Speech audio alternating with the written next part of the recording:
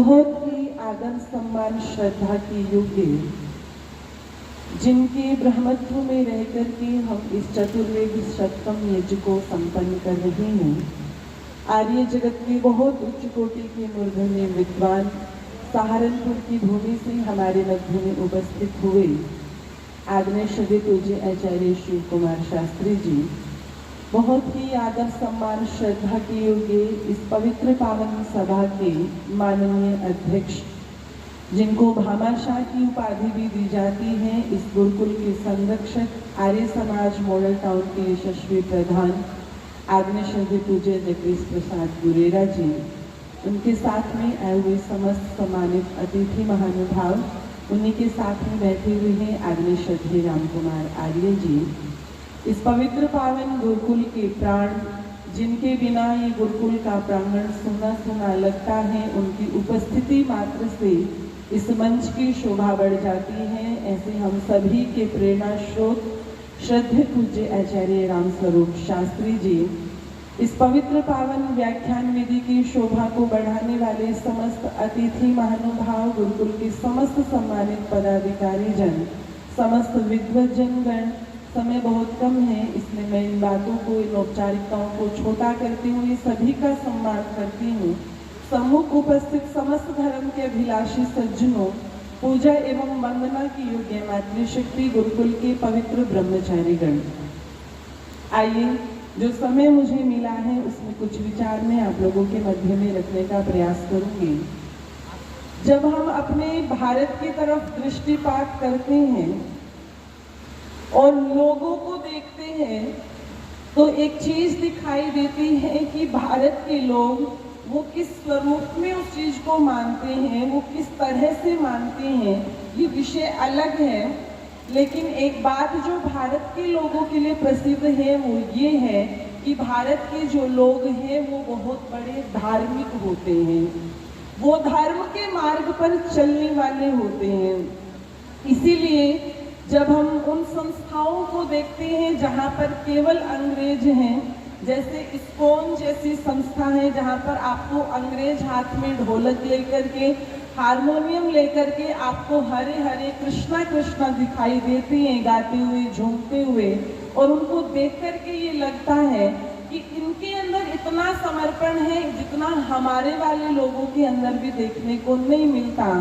तो जब हम राजीव दीक्षित जी को सुनते हैं तो वो ये बात कहते हैं कि जो अंग्रेज जिन्होंने कृष्ण जी के नाम पर बड़े बड़े मंदिर बनाए और जो अब हरे हरे कृष्णा कृष्णा करते घूम रही है, उसके पीछे एक ही कारण है कि कैसे भारत के लोगों को अपनी तरफ खींचा जाए और भारत के लोगों का जो धन है उसको हम एकत्रित करें और उस धन का सदुपयोग हम अपने देश के लिए करें। और उस चीज को उन्होंने आधार बनाया कि भारत के अंदर ये जो धर्म है इसके नाम पर लोगों को कैसे भी पागल बनाया जा सकता है, बेवकूफ बनाया जा सकता है।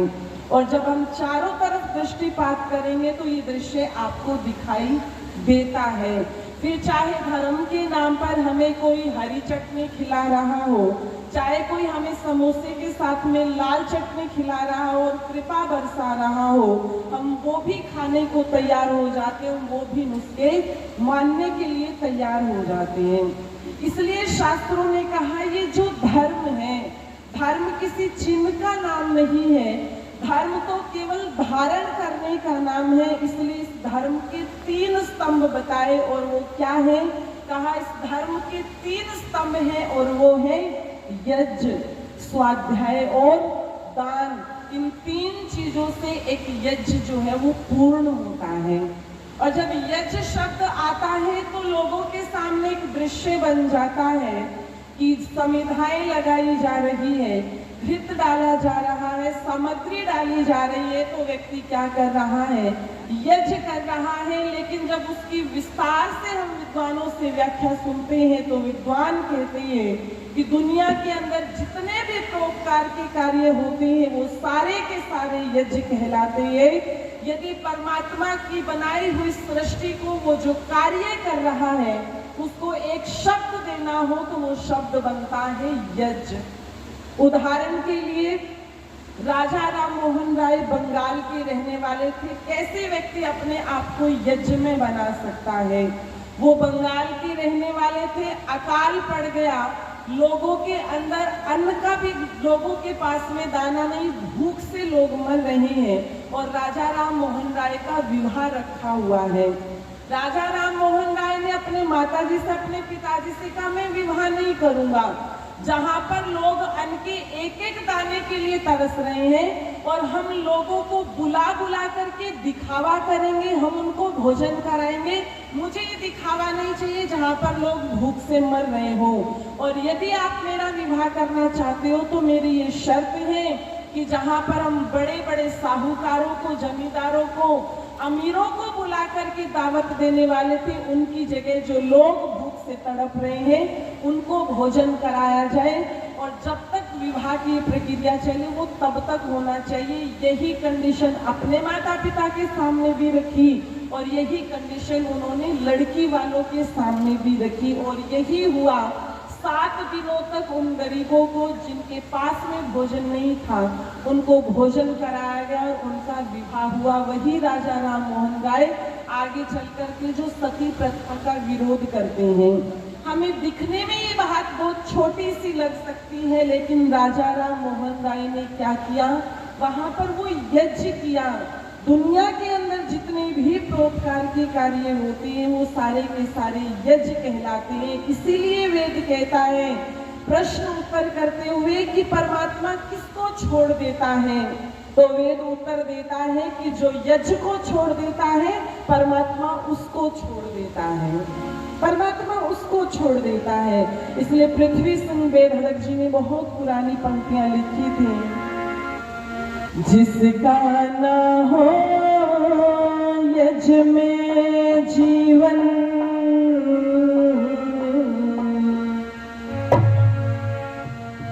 जिसका ना हो यज्ञ में जीवन, क्या उसकी जिंदगानी, होते हुए जो दान करे ना वो भी कैसा दानी, होते हुए जो दान करे ना वो भी कैसा दानी, जिसका ना हो यज्ञ में जीवन, क्या उसकी जिंदगानी, होते हुए जो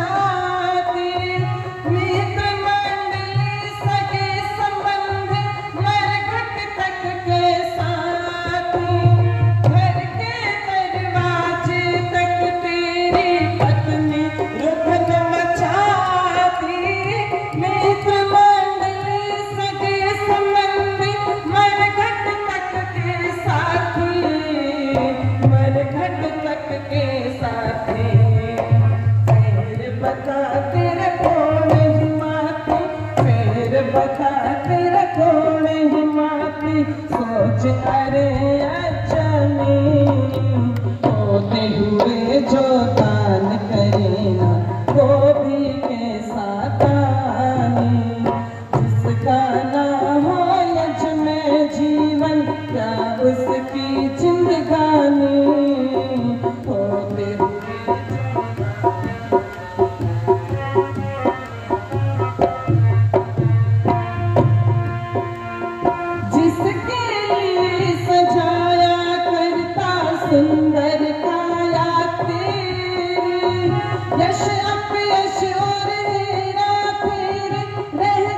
सिर्फ कहानी, जिसके लिए सजाया करता सुंदर काया तेरी, एक दिन मरघट अंदर जलकर हो जरात की डेरी, हो जरात की डेरी। यश अपयश और हेरा फेरी, यश अपयश और हेरा फेरी, रह जा सिर्फ कहानी, होते हुए जो दान करे ना वो भी कैसा दानी। जिसका ना हो यज में जीवन, क्या उसकी जिंदगानी, होते हुए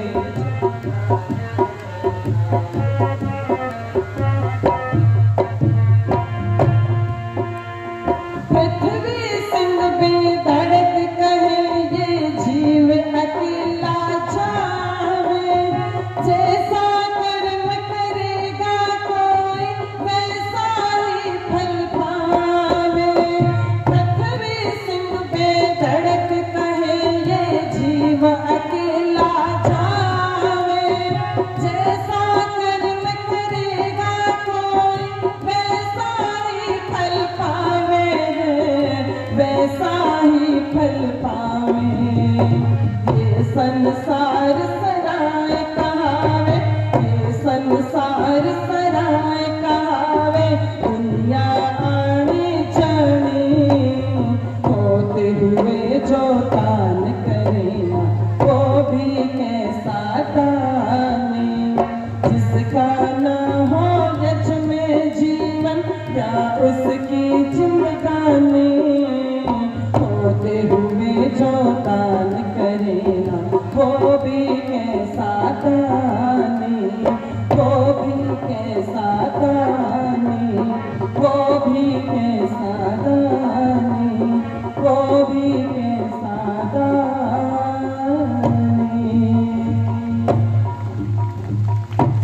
जिसका ना हो यज में जीवन, क्या उसकी जिंदगानी, और होते हुए जो दान करे ना वो भी कैसा दानी। इसलिए वेद ने कहा कि यदि संसार रूपी सागर को पार करना है तो इस यज्ञ रूपी नौका पर सवार होना पड़ेगा। इसलिए हम अपने जीवन को यज्ञ में बनाते हुए चलें। और दूसरा स्तंभ कहा धर्म का स्वाध्याय। हम अपने जीवन के अंदर ऋषियों के द्वारा जो लिखे हुए ग्रंथ हैं हम उनका स्वाध्याय करें। आज समाज के अंदर जो पाखंड अंधविश्वास बढ़ा हुआ है ये स्वाध्याय ना करने से बढ़ा हुआ है। जब गुरु विरजानंद जी ने दक्षिणा मांगी थी, मैंने कल भी ये बात कही थी, उस समय विरजानंद जी ने भी यही कहा था, दयानंद आर्ष ग्रंथों की जगह अनार्ष ग्रंथों का पठन पाठन है और मैं चाहता हूँ तुम आर्ष ग्रंथों को स्थापित करो। उन्हें पता था कि जब तक ये अनार्ष ग्रंथ समाज से नहीं हटेंगे तब तक समाज से ये पाखंड अंधविश्वास मिटने वाला नहीं है। आज जहाँ पर वेद की कथाएं होनी चाहिए थी, जहाँ उपनिषदों की कथाएं होनी चाहिए थी, वहाँ पर भागवत की कथाएं हो रही है। जिस भागवत के लिए ऋषि दयानंद ने ये बात लिखी, जो इतने करुणा में थे, जिन्होंने अपने विष देने वाले को भी माफ कर दिया था, लेकिन ऋषि दयानंद ने भागवत के लिखने वाले के लिए बात कह दी थी, अरे ओ भागवत की कथा लिखने वाले को, तू अपनी माँ के गर्भ में मर जाता तो कितना अच्छा होता, ना तू पैदा होता और ना हमारे योगीराज कृष्ण को बदनाम करता। ये स्वाध्याय ना करने का परिणाम है जो वर्तमान समय में हम अपने महापुरुषों के प्रति उनको नाचते हुए देखते हैं। जिस योगीराज कृष्ण ने अपने जीवन को योग में बनाया, उस योगीराज कृष्ण को हमने भोगी बना दिया। उनके नाम पर नाच गाने हो रहे हैं और सब आंखें बंद करके देखते रहते हैं, आनंद लेते रहते हैं। यदि चमुपति एमए जी का लिखा हुआ श्री कृष्ण का जीवन चरित्र पढ़ लिया होता, यदि प्रभु आश्रित जी का लिखा हुआ योगीराज कृष्ण का जीवन चरित्र पढ़ लिया होता, तो आज भगवान कृष्ण के नाम पर ये रंगरलिया ना मना रहे होते। जब ऋषि दयानंद गुरु विरजानंद जी के पास में आए थे तो उस समय विरजानंद जी ने पूछा था ना कि तुमने क्या क्या पढ़ा है। ऋषि दयानंद जी ने कहा था मैंने ये पढ़ा है। तो उस समय विरजानंद जी ने कह दिया था जो पढ़ा है पहले उनको भूल के आओ और उसके बाद में मेरे पास आना, फिर मैं जो तुम विद्या प्राप्त करना चाहती हूँ मैं तुम्हें वो दूंगा। उन्हें पता था जब तक ये अनार्ष ग्रंथों की गंदगी दिमाग से नहीं निकलेगी तब तक ये आर्ष ग्रंथ स्थापित नहीं होंगे। आज कौन है, आज इस व्हाट्सएप यूनिवर्सिटी से तो हम पढ़ते रहते हैं, कौन है जो महापुरुषों के बनाए हुए ग्रंथों को पढ़ता है, स्वाध्याय करता है? कोई नहीं करता। इसीलिए दिमाग के अंदर कचरा भरा हुआ है, अविद्या पाखंड फैला हुआ है। इसलिए जीवन के अंदर हम चाहे 1 पेज पढ़ें, 2 पेज पढ़े, अपने बेड के पास में एक ग्रंथ रखें, कभी ना कभी तो इंसान खोल करके उसे पढ़ेगा ही पढ़ेगा। अपने जीवन में हम स्वाध्याय को महत्व दें। तीसरी बात कही दान।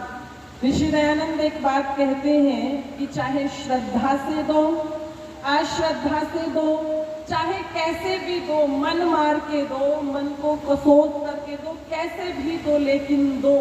लोग कहेंगे अश्रद्धा से देने का क्या लाभ है जब मन में श्रद्धा ही नहीं है। तो कहा कि दिमाग के अंदर कुविचार बढ़ जाते हैं, कुसंस्कार जब हावी हो जाते हैं तो व्यक्ति के अंदर सात्विकता कम हो जाती है। लेकिन यदि हम देने की प्रवृत्ति बनाएंगे तो वो कुसंस्कार जो बुरे विचार हैं एक दिन वो नीचे दब जाएंगे और सात्विकता जब बढ़ेगी तो व्यक्ति के अंदर देने की भी प्रवृत्ति बढ़ेगी। और जैसे योगी राजकृष्ण कहते हैं धन की केवल 3 ही गतियां हैं।